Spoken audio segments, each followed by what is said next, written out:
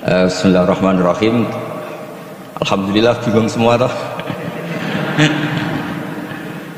Jadi yang saya mau katakan di sini adalah peristiwa-peristiwa furu'iyah itu memang Nabi didesain salah, bukan salah, didesain salah, sehingga itu melahirkan hukum fikih.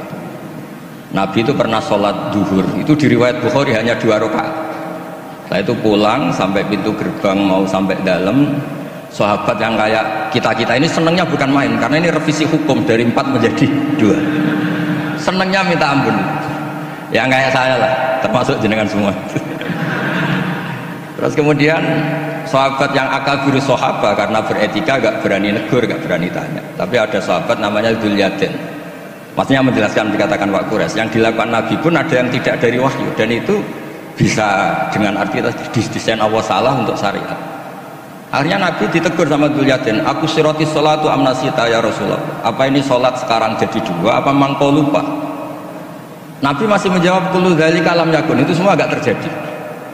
Nabi kembali tanya semua sahabat, ahaqqun ma qalahu Dzul Yadain, apa benar yang dikatakan Dzul Yadain? Semuanya bilang benar, tadi engkau sholat hanya 2 rakaat. Terus Nabi takbir lagi menambahkan 2 rakaat. Makanya terkenal di kalangan ahli tafsir, Nabi ngendikan ma kuntu ansa walakin unassa li as-sunnah. Saya ini tidak pernah lupa, tapi didesain Allah lupa supaya orang tahu kalau sholat lupa itu kayak apa. Alhamdulillah kita sering lupa, jadi ya. Kedua itu peristiwa Nabi itu mau sholat, sudah mau takbir, sudah di mihrab. Kata Nabi, makanakum, kamu diam di sini aja. Nabi pulang, setelah kembali ke masjid atau musola, yakturu ra'suhu ma'an, kelihatan habis mandi junub. Terus kata Nabi, oh ya tadi saya lupa belum mandi junub, makanya pulang terus mandi. Kata banyak kiai itu, kalau kita tidak akan Gus lupa itu. Ya lupa itu, maksudnya lupa mandinya apa lupa junubnya tidak tahu. Kata kiai yang bela Nabi, itu menunjukkan Nabi itu mesra. Mau sholat saja masih dapat jatah. Nah kalau kiai kan tidak mesra, makanya tidak kalami itu. Tapi intinya Nabi itu manusiawi sekali, dia pernah lupa sudah diingat. Itu kalau yang melakukan Pak Rektor mesti mikir apa ya mati kan gitu. Pak Rektor sholat zuhur 2 rakaat pasti mikir apa tuh mati lali kan gitu. Sebetulnya itu meraktekkan sunnah Rasul tadi benar.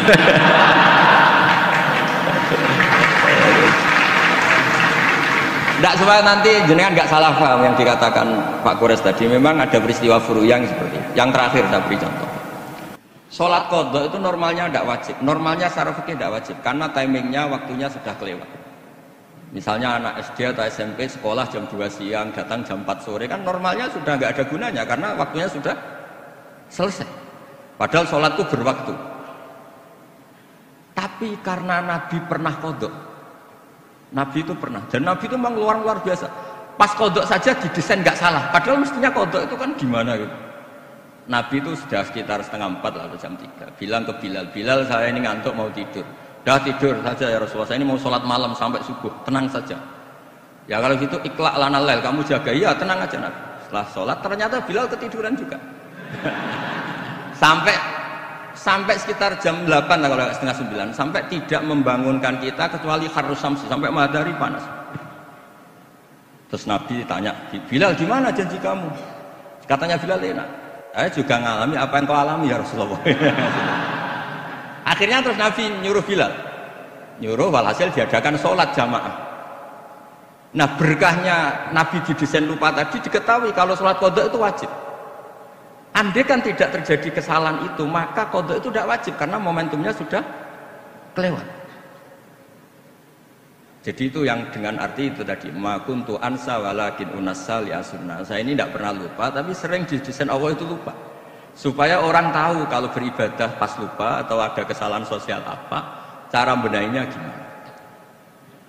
Terus yang kedua tentang tadi yang diceritakan Pak Quraisy belum dikasih nama iktifa kalau dalam bahasa Balaghah.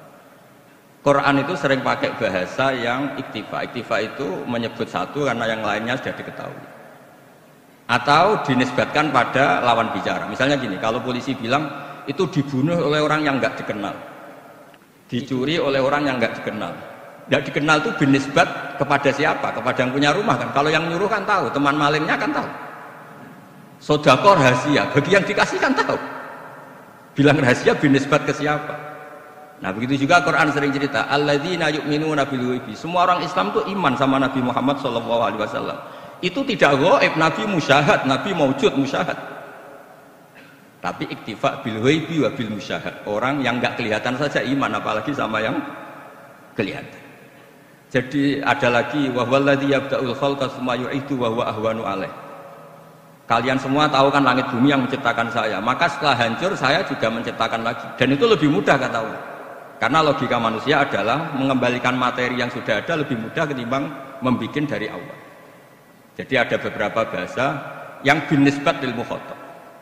Sehingga bahasa Quran itu sering pakai misalnya nyun sewu wajadaha tafruk, matahari kamu lihat tenggelam. Allah tidak pernah cerita faidan asyamsu gharibah, matahari tenggelam. Nggak mungkin matahari yang al-jirmul akbar, fisik yang lebih besar tenggelam di bumi yang lebih kecil, nggak ada. Tapi fi nazoril aini, menurut pandangan mata, matahari sekarang sudah tenggelam di gunung itu. Wajadaha tafruk. Nah, di ayat-ayat seperti ini Quran sangat fasih sekali. Misalnya ngendikan watarol jibala tahsabuha jamidata wa hiya tamurru marras sahab. Wajadaha tasrub. Jadi kita mengatakan matahari tenggelam itu binisbat dengan ukuran mata kita melihat matahari tenggelam. Tapi hakikatnya tidak mungkin matahari yang lebih besar ketimbang bumi kemudian tenggelam di bumi. Nah, makanya aturan-aturan tafsir yang dikatakan Pak Quraisy itu pilihannya dua. Kamu pura-pura nggak tahu saja sehingga GR jadi ahli tafsir. Atau ahli tafsir tugas karena UI butuh pusat studi tafsir terus ada yang daftar terus masuk gitu saja. Itu nggak ada ukurannya pokoknya kroninya rektor masuk gitu. Kalau ukurannya dites ya mungkin yang lulus saya tok. Kalau dites itu yang lulus saya tok. Ya ini guyon tapi kebetulan katanya. Jadi apa ya? Jadi memang nah yang tadi yang dikatakan Pak Quraisy memang benar, banyak lafaz tak yang lil wahdah bukan lil jinsian. Memang Baqarah itu lil wahdah bukan lil jinsian. Dan memang di beberapa tafsir termasuk tafsir di Kemenak itu juga masih diberi kata betina. Itu satu-satunya kita bela itu nyari tafsir-tafsir yang kebetulan sejenis. Ada riwayat mengatakan itu unsan, ngintipnya kapan? Tapi memang di bahasa Arab tuh gitu. Makanya Abu Hanifah dulu pernah dibully, ditanya apa Namlatu Sulaiman? Beliau zaman itu mungkin belum ila darujatil mustahid, jawab perempuan. Alasannya qalat namlatun. Terus diingatkan sama ahli bahasa, itu namlah li wahdatil jinsi karena dari kata ya ayuhan namlu ketika jenis pakai tanpa tak ya ayuhan namlu dkhulu masakinakum, ketika sudah wahdah qalat namlatun. Makanya di antara argumentasinya Nabi Adam dulu nanti itu mau debat sama malaikat kan kata Allah kan wala taqrabu hadhihi syajarah, pohon itu berarti satu tok yang dilarang, yang lainnya boleh. Jadi itu masalah-masalah yang setidaknya karena Anda dengar dari Pak Quraisy, dari saya setidaknya bertobat. Kalau tidak ahlinya ya jangan ikut gitu. Itu aja berkahnya mengerti, kalau tidak mengerti itu ya itu. Jadi ya bertobat, kalau tobatnya diterima ya alhamdulillah, kalau enggak ya berharap diterima kapan-kapan. Nanti ini Pak Rektor biar ini di struktur UI itu atasan saya, tapi beliau sering ngaji sama saya, entah kuat yang mana, struktur guru sama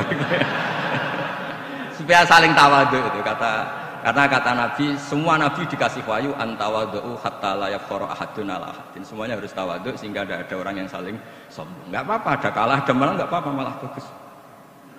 Ya gitu. Saya pikir nanti pertanyaannya yang gampang-gampang ya. Karena nanti kalau jenengan tanya yang sulit, itu berarti nggak paham, masih kesulitan. Kalau tanya yang mudah itu berarti Anda masih belum pinter. Coba nanti Anda milih. Abu Nawas pernah disuruh pidato. Dia nggak bisa pidato, disuruh pidato. Akhirnya orang minta semua supaya beliau nggak pidato. Dia susahnya bukan main. Dia tanya, Anda semua orang pinter atau orang goblok? Kalau orang goblok butuh saya pidato nih. Kalau orang pinter nggak butuh. Akhirnya jawab, kita orang pinter. Ya sudah, wassalamualaikum warahmatullahi wabarakatuh. Supaya dia ada pidato. Ya terserah monggo jenengan milih yang pinter apa yang monggo.